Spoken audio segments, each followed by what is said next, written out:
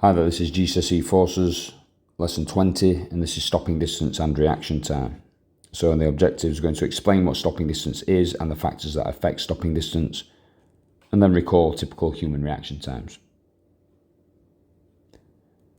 So stopping a car, so at 30 miles, this is on average, an average car, obviously not a sports car, but at 30 miles an hour, it will take, the total stopping distance is around 22.5 meters. At 50 miles per hour, the total stopping distance is around 52.5 meters. And at 70 miles per hour, we're looking at around 96 meters. So you might be wondering what the blue and pink sections are and why it's separated into two. So let's have a look.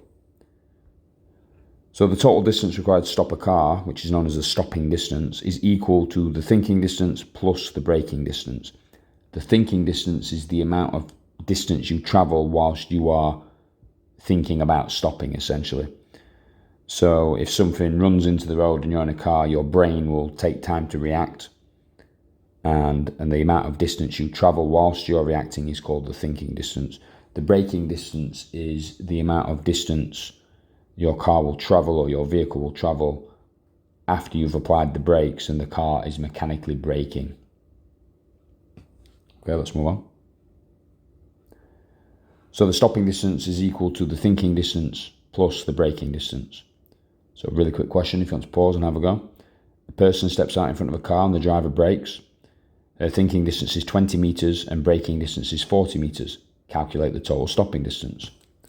Obviously we just take these two distances and add them together to give us 60 meters total stopping distance. So quite straightforward, let's move on. So some factors that affect stopping distance. So number one, the reaction time of the driver. So this is heavily dependent on average by age.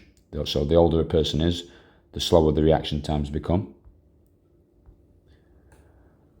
Some other things then, this will increase, so reaction time will increase if the driver is tired, distracted, or has consumed alcohol or drugs. Increasing reaction time increases the thinking distance. So it's nothing to do with the mechanical aspect of the car. Reaction time just increases thinking distance. A typical reaction time for a human is between 0.2 and 0.9 seconds. It's quite a significant difference. Next thing then, the speed of the car. So the greater the speed, the greater will be both the thinking and the braking distances. So if you increase the speed of the car, thinking and braking will increase. Bit that you need to know. Doubling the speed increases the overall stopping distance by about 4 times. Next one, so we've got 2 here. So first one, the mass of the car and its contents. So you might think, oh well, if I increase the mass of my vehicle, then my vehicle will slow down because it's heavier. It doesn't quite work like that. So the greater the mass of the vehicle, the greater the braking distance. So that's the basics that we need to cover. So if you've got more mass, you've got a greater braking distance. So why then? So kinetic energy, which is kinetic energy of the vehicle as it's moving, converts into thermal and sound energy in the brakes. So the more mass, the more kinetic energy. And the more work the brakes must do to convert that kinetic energy into thermal energy in the brakes. Remember the kinetic energy equation, KE, is equal to a half times the mass times the speed squared. So if you've got more mass, you've got more kinetic energy. So your brakes will have to do more work. Number 4 then, the condition of the road. So wet and icy roads, they will cause the braking distance to increase. They'll have no effect on thinking distance because obviously the fact that it's cold outside or icy doesn't affect, your brain's ability to react. However, it will affect the mechanical braking distance of the vehicle. Number 5 then, one that ties in with this is the condition of the vehicle. So worn brakes or worn tyres will both increase the braking distance. There's very strict laws on minimum tread for tyres being 1.6 millimeters around the centre edges, no bulges and stuff like that. And brake pads obviously have to be of sufficient thickness to be able to actually stop the car properly. And not adhering to them, can lead to conviction or fines. So it's taken seriously. The vehicles that we're driving need to be safe. Okay, let's move on. So speed affects braking distance more than thinking distance. So speed is directly proportional to thinking distance. So if you're going twice as fast, you'll double the thinking distance. If you're going 3 times as fast, you'll triple the thinking distance. However, if the speed doubles, your braking distance increases by a factor of 4.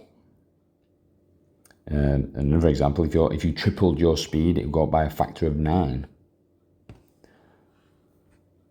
So basically, if you double, it goes up by, then it's 2 squared, which is 4.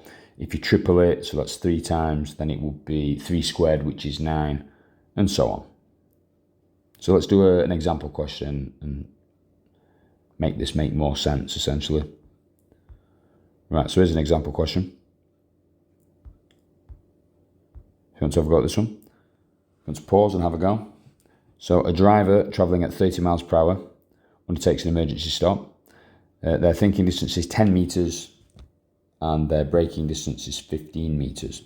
The driver then sets off again and reaches 60 miles per hour. So calculate at 60 miles per hour the thinking distance. So what we've done is doubled our speed. So what would happen to thinking distance if we doubled our speed? Well, the thinking distance would double, so it would go from 10 metres to 20 metres. What about the braking distance though? Remember, if we double the speed, the braking distance will go up by a factor of 2 squared, so it'll be 4 times greater.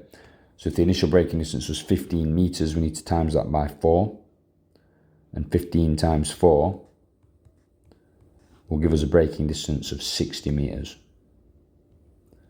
So the overall stopping distance is a combination of thinking and braking distance. So we've got 20 plus 60 metres, so the stopping distance would become 80 metres. So quite a significant increase on the original 25 metres. Okay, let's do some more. So another question. When travelling, well, if you pause and have a go, and then I'll take you through the answer. So when travelling at 20 miles per hour, driver has a thinking distance of 6 metres and their braking distance is also 6 metres. So calculate the total stopping distance at 40 miles per hour. So this is the same question as last time, it's just not broken up into individual sections. So what we need to do is look at the thinking distance. So the speed is doubled, so the thinking distance will double from 6 metres to 12 metres total. And then we're going to think about braking distance. So the braking distance, the speed is doubled. So the braking distance would increase by 2 squared, which is 4. So the 6 metre original braking distance times 4 is 24 metres. And then the total stopping distance is just a combination of the thinking and braking distance, which gives us a total of 36 metres. Okay, let's try another. So question. If you want to pause and have a go, you might be getting the hang of this now, and then I'll take you through the answers. So when travelling at 20 miles per hour, a driver has a thinking distance of 6 metres and their braking distance is also 6 metres. Calculate the stopping distance at 80 miles per hour. So quite a significant increase. So remember, first of all, we need to get the thinking distance, so they're proportional. So the speed has gone up by a factor. The speed has gone up by a factor of 4. So that would indicate that the thinking distance would also go up by a factor of 4. So thinking distance has increased, so it's 6 metres times 4 to 24 metres. So here's a bit of a tricky one. We've got a 4 times increase in speed, so we need to do 4 squared, which is 16. So we have the original 6 metres multiplied by 4 squared, which is 16, and that'll give us 96 metres of braking distance. So the total stopping distance at 80 miles per hour is the 24 metres for the thinking distance plus the 96 metres for the braking distance to give a total of 120 metres. Hopefully that went okay. Right, if you want to have a go at this, if you want to pause, and then I'll put the keywords in. So if you want the keywords, I'll put them on now. So you can either put 1 to 7 and just put the keywords in and then read through the answer, or you can write it out, it's completely up to you. But I'll go through the answers now. When a car is moving at a steady speed, the engine force is equal to the resistive force. The stopping distance of the car is equal to the thinking distance plus the braking distance. Tiredness, alcohol and drugs are all likely to increase the thinking distance. And a car travelling at 60 miles per hour will require roughly 4 times the stopping distance of a car travelling at 30 miles per hour. Hopefully that one went okay and you've got a more thorough understanding of stopping distances.